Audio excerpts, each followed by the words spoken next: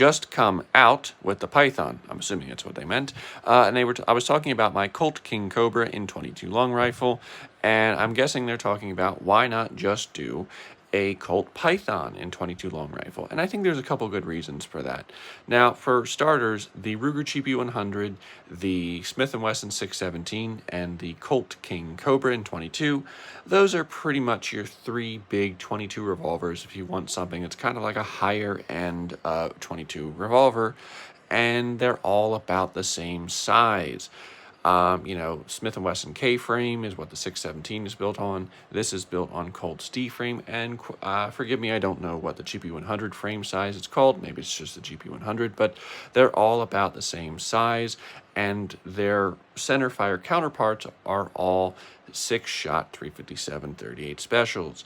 So I think this is kind of the sweet spot for a frame size for a 22. If you go up to the Python is a bigger frame and would be, I guess, more in line with, say, a Smith & Wesson L frame, and those are bigger, heavier, chunkier guns. Not massive, but at the end of the day, you're dealing with 22 long rifle, so the gun's going to be heavier, especially heavier than a centerfire version, because the holes are so small. For instance, you're going to have an even bigger cylinder, and maybe you get a few more rounds out of it, one or two more rounds out of it, but that's going to be a big, heavy cylinder. Also, you've got the weight of the barrel and everything because you've got to make it proportional, otherwise it's going to look weird.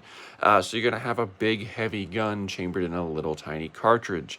And when you get into that many round count, again, timing and everything with a revolver, that can start being a real pain because you've got 12 holes, 12 everything to sit there and keep lined up and in time. So I don't think they're ever going to do something like that. Maybe it'd be neat, but I think it would be a real limited market because at the end of the day, these are for plinking, and you want something that's fun to plink. You don't want something that's overly heavy to plink. You just want to have fun, and that's why I think everyone kind of went with towards the smaller end of frame size. Also, when it comes to complaints of those three particular revolvers, cost is usually a complaint just because, they're fairly expensive and about as expensive as their centerfire counterparts. So if you get a 22 Python, well, you can imagine what that price is going to be, and I highly doubt that anyone, or at least very few people, would be interested in that kind of MSRP. So that's one of the more reasons why the King Cobra made sense for 22 long rifle.